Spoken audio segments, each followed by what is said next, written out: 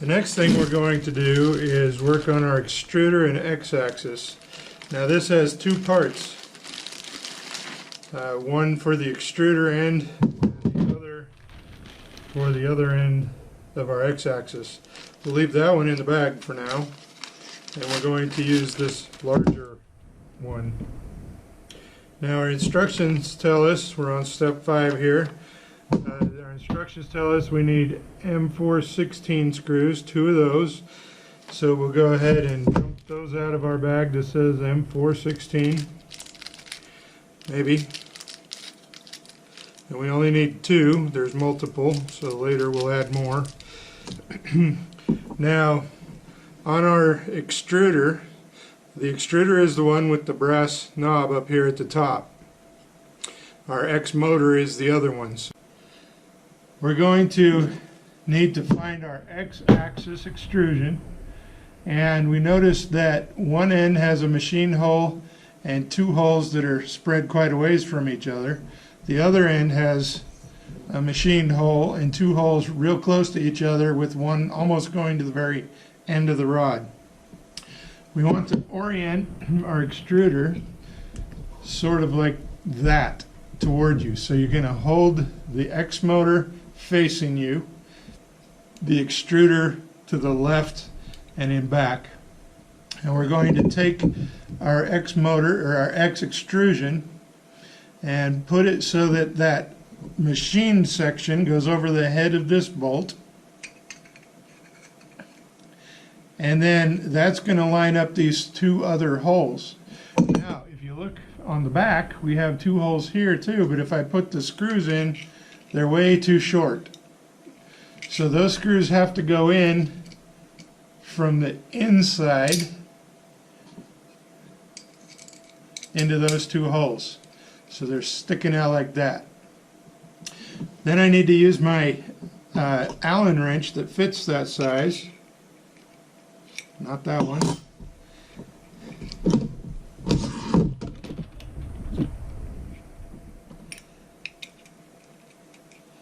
And put it through the hole on top, so the wrench is going through and into the bolt. And then that way I can turn the bolt to tighten it. It's kind of just an access hole. So I'm going to line this up. This might be a bit of a challenge, so you're going to have to adjust it to where you can do it. But we're going to poke that in behind there and kind of adjust forward or back until we get one of our screws to start. Make sure that your machine screw head stays inside that machined section on the shaft.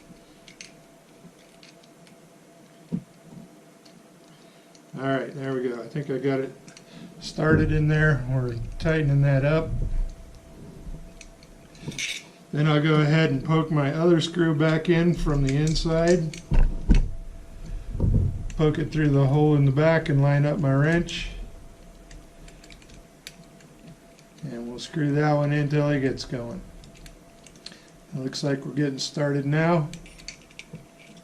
So we'll go ahead and tighten both screws. I'll try to do this to where you can see.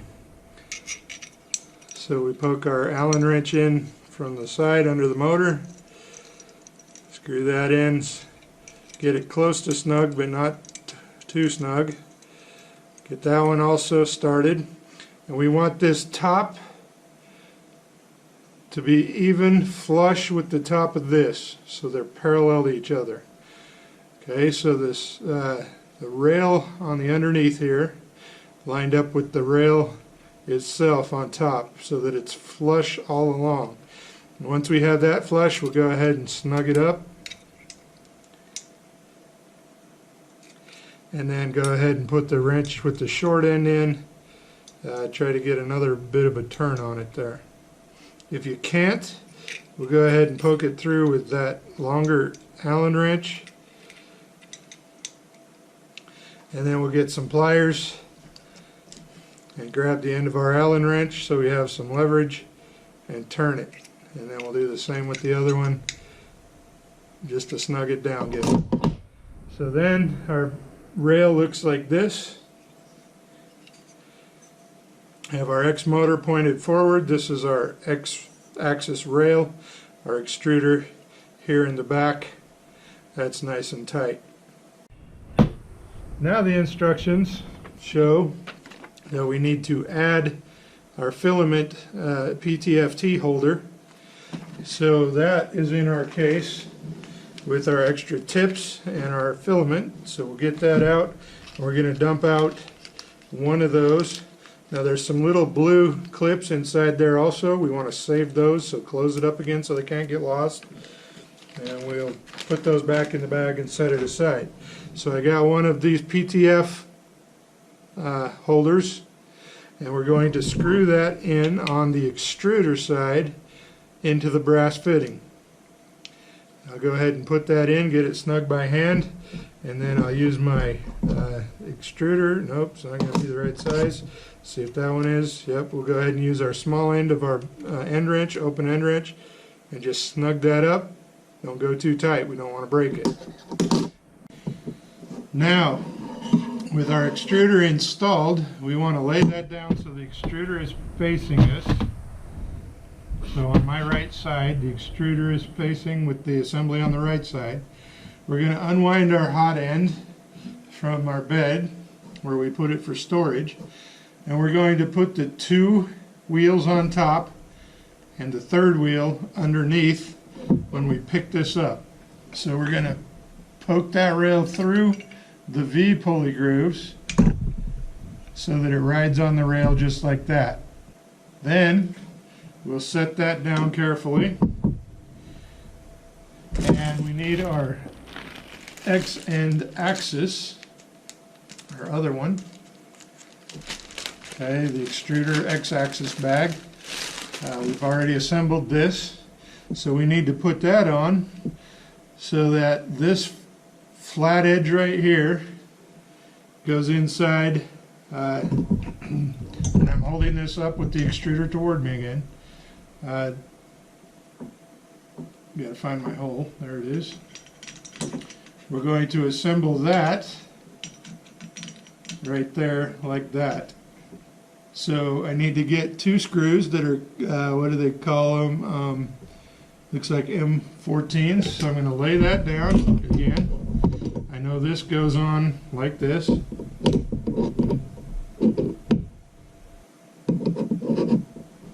There we go.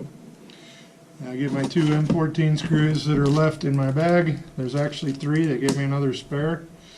And I'm going to screw that in place.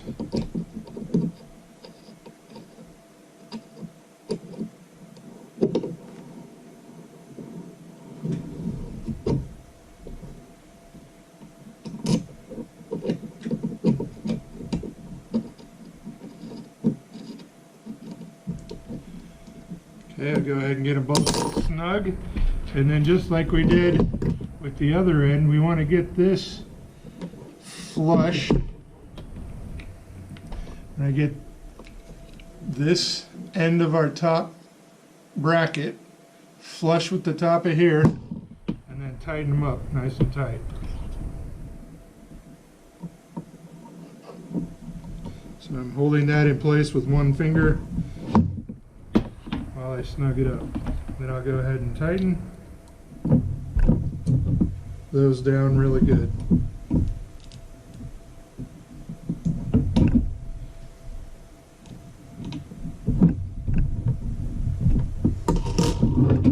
So here's kind of the look. If the extruder is toward you, our pulleys are like this. Our brackets on the back. If I spin this around, we now have our hot end right here and our X motor up here. Now our instructions tell us to put our XAxis tensioner assembly on. Now yours may be disassembled. If it is, you just put the big bolt through with the big nut, our two bearings, and a big nut on the end. Then we have our two small screws with the T-nuts. That slides, if this is the X-axis with the hot end fan facing us, we'll go ahead and slide those two T-nuts into the rail.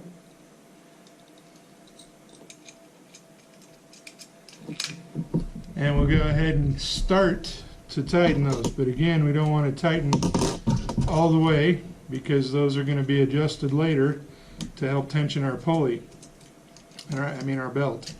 So I'm going to loosen them both a little bit, and then while I'm holding it, I watch inside here to make sure the nut turns. Okay, so I just barely tighten those because this has got to slide forward or back to tighten our belt. So I'm going to get one or two just to barely tighten it. So that's what it looks like from the back now, and this is the front. Now we're going to assemble our belt. So we need to find our bag of parts. In our bag of parts, we find our X-axis belt assembly. We'll go ahead and take that out of the bag. It's just one little bag with a belt in it. It's the only belt. Now that belt is going to go around the top of our tensioner pulley here. It's going to go through the V groove. We have to fish it through our motor down on that end. So I'm going to slide our hot end that direction a little bit so that I can get access to our motor and just a little easier. And this is hard to show, so we'll see. I'm going to just take my belt. Okay, this is the top of our assembly. This is the top of the hot end. This is our extruder. I'm going to take our belt and just poke it through any direction so that I can get it over the gear inside there, over the gear with the belt. And then I'll pull some slack and push it back down through so that it goes completely around the belt gear.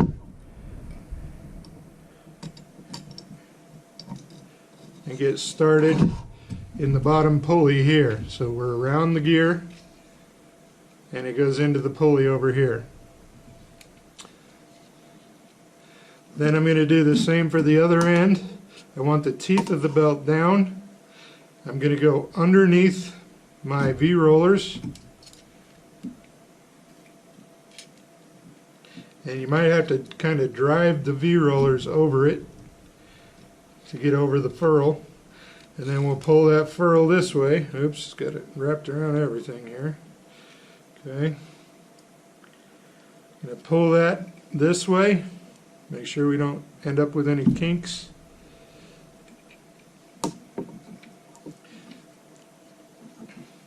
And we're going to pull it carefully around underneath so that we have both furls. Now you can see this furl on that side and this furl on this side. So now we're going to pull that far enough forward that we can put this ferrule in underneath. So grab the ferrule, push it in, and then I'm going to take the other ferrule. We might have to get an Allen wrench or something to pull that out. We're going to pull everything kind of tight, and I need to pull that over to where I can get that ferrule in, and then everything should be in the groove. It's around our tensioner pulley, and it goes in our top groove here so that it has a place to travel and it doesn't get hung up on anything. We need to make sure it's still good inside of our on our gear. It goes around our gear. We didn't slide off of that. So at this point it looks like we're in good shape. Now that we have our belt on, we have completed our X-axis assembly. Now we need to go ahead and put that on our machine. So I'm going to pull our X-axis cable out the back. I might have to turn this upside down a time or two just so that I can unwind our cable. And we're going to slide this end with the extruder over this left side, and and the right side over the right side, and we have to put our lead screw up into that gold brass fitting that is right here on the top. So I need to look down that and pull my rod over, and then I use that to kind of screw it in. I can use my coupling down at the bottom, and as I screw it in, I want to make sure that everything's going down right. Now, this side seems to be going pretty tight, like it's jammed, which means that my adjustable lock nut here is probably too tight for it to fit easily over that. So I'm going to loosen the lock nut on that side. So there's an access hole, that's why we had that machine hole, to go through to hold that screw through this side. So I'll show you the access hole. So this access hole right here allows me to put my Allen wrench into that and hold this screw right here from turning while I adjust the lock screw. So that's what I'm trying to do. So I'm going to hold that end. Guess we got to go the long way. I'm going to loosen the small nut on back, and then I'm going to adjust our lock screw to back it off a little bit, and then try turning again. And now it goes on easier. And you see that kind of straightened out. So as I screw the coupler, as I turn the coupler, it turns our lead screw, which allows us to go down on the Z-axis. We're going to go down a ways, maybe like halfway or so. And I want to adjust it so left and right we don't have any wiggle. So I'm going to loosen the adjuster screw on this side as well. So we're just going to loosen this adjuster one way or another, or tighten it until it's pretty snug. Let me loosen this screw just a little. Get it kind of snug. Back it off just a teeny bit, and then we're going to adjust our adjustable cam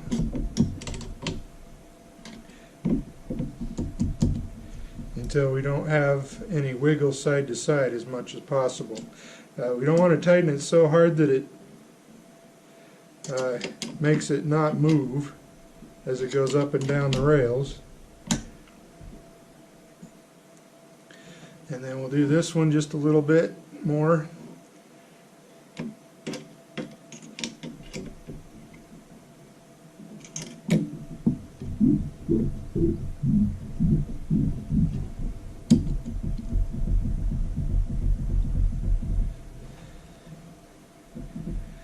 This one some more. You see that it takes a little patience.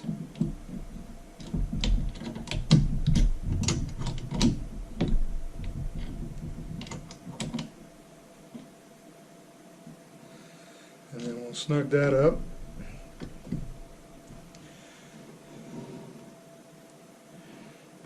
Take that one just a little.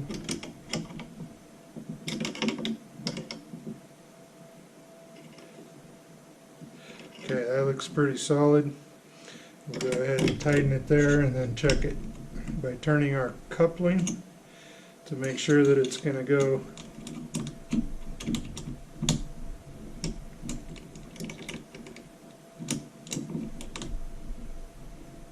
up and down easily still, but without any slack. So it looks like we're pretty close right there.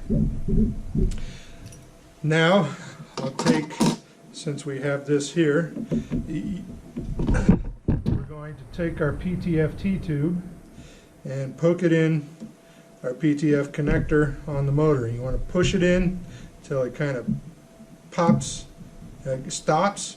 Then you want to pull this little connector back, and remember those blue things in your kit.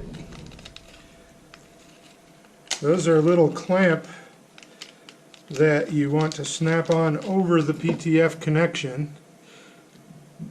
So it kind of goes right there in between the connection. That helps keep that PTF connector out so it can't pull itself out as it's moving.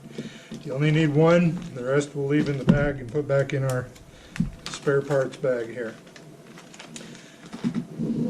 Now we'll take and turn this around, and you see that the head, okay, the heated end is really loose. We have an adjuster on the underneath of the heated end as well, so we'll go ahead and adjust that. Loosen it on the back here for just a second, and then we'll go ahead and turn our adjustable connector or our adjustable cam until that gets nice and snug. So see how it's not loose anymore? Let me show you that one more time. So when it's loose, it's really loose. But if I turn that cam, I go until I just take the tension out of it, and I want to roll that back and forth to make sure that there's no binding at all. Okay, once I'm at that point, I can go ahead and tighten my back nut on that adjuster again. And I double check it. Looks like we're solid. Looks like we don't have any play in our axis. We can slide without it hanging up, so we should be good for our X-axis. Next, we want to take our last set of cables that we have left, and we want to make sure we get everything connected to the right one. So this one's the extruder. That one will plug in right here to the extruder motor in the back of it. Oops, gotta flip it over.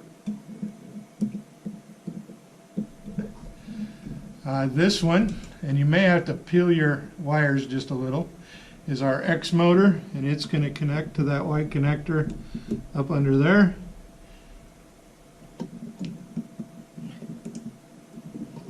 Maybe. There we go. Don't force it if it doesn't go. See if you can figure out why and fix it. And then our last one is our our X stop, and that is inside this cover. And we'll just poke that into the connector that we see in there. And I think I'll use my screwdriver to help push, but try not to hit any wires if you do it this way. There we go. So now we have all of our wiring connected. I'm going to take the X-axis wires right here and the heated end axis wires, and I'm going to put another zip tie down underneath here just to help hold things over out of the way.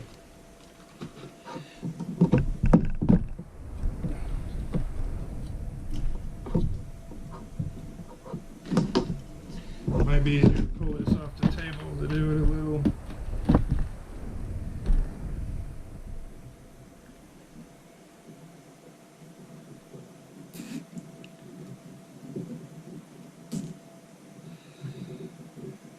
In fact, I may do another one right there too. Just put my machine on top of them.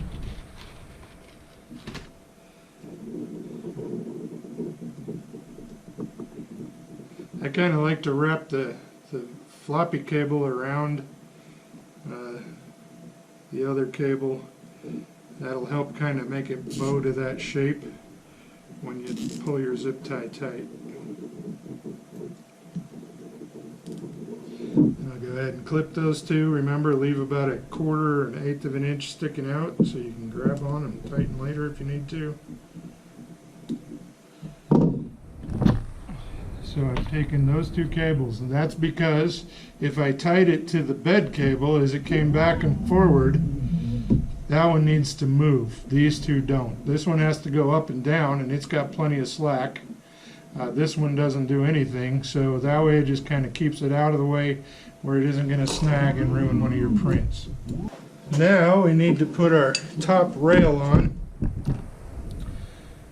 Has 2 machine screw holes. on either end.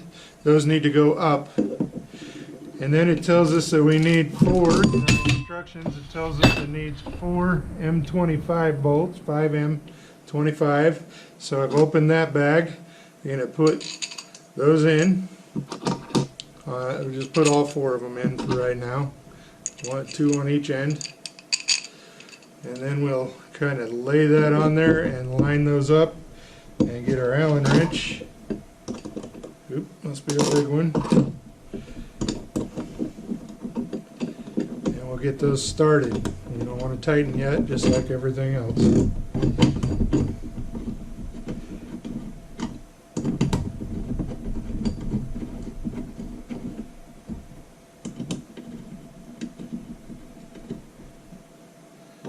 Getting close.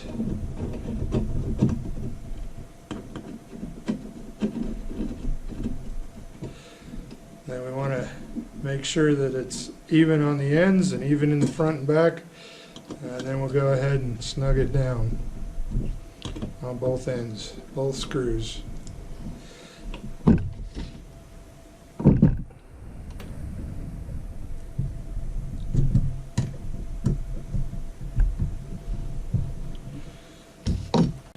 The next step is to add our filament holder bracket and our holder. Remember those 2 short fat M5 screws that we thought were extras? We need those and our 2 T-bolts. We're going to put those through the bottom of our filament bracket. And I'm just going to put them in right now and screw a nut with the grooves facing the bracket. And I'm just going to barely get that started on there. And then I'll do the other one. Maybe.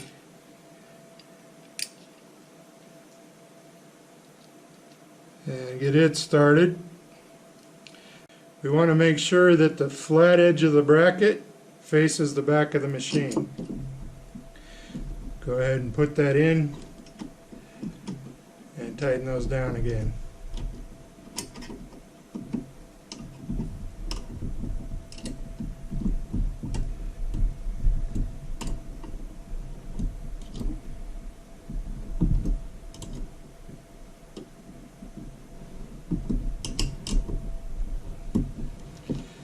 Now we take our spool holder, and it's got a large nut on the back that we turn part way and then pull off. So we'll go ahead and put that in from the back. Try to show you the easiest way to see it here. We'll take that, line it up with the grooves, and then turn that nut until it doesn't turn anymore that direction. That way our spool will go here. We'll be able to feed it down through into our PTF tube and then down into our heated end. With all the connections made, everything else is on that came with it except for these little clips. And we're going to take our 2 little, I don't know what they're even calling them, profile covers. It's a little gadget that will snap into the end of the extrusion up here at the top and give it a finished look. And we'll turn this side and put that one in as well.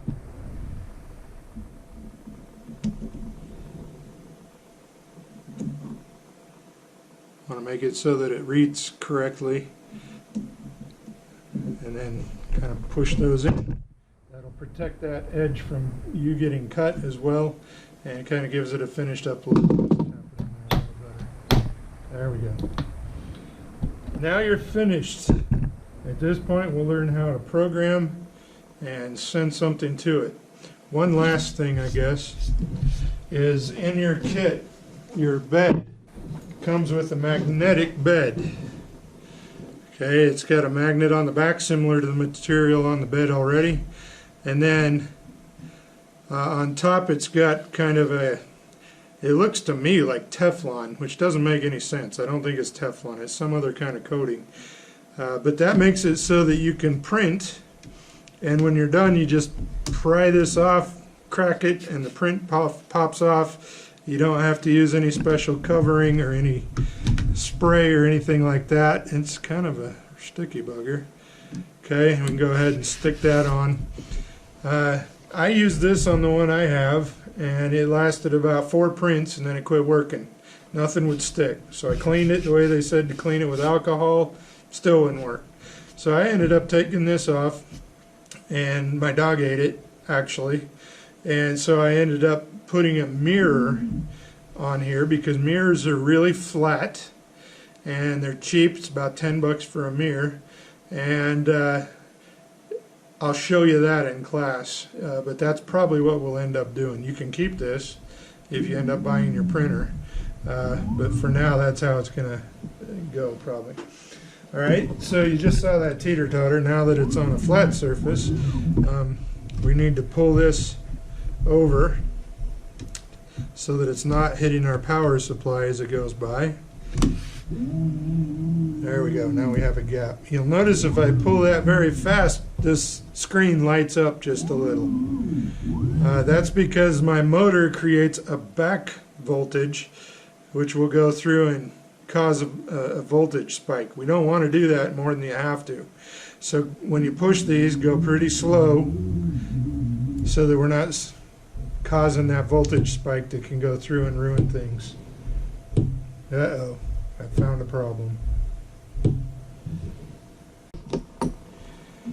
Okay, so as I was testing our X stop, I found out that this bolt needed to be flipped around so that the nut was on the outside and the rounded head was on the inside, because as it comes past this plate, if the nut's on that side, it'll hit and won't go all the way to the stop switch.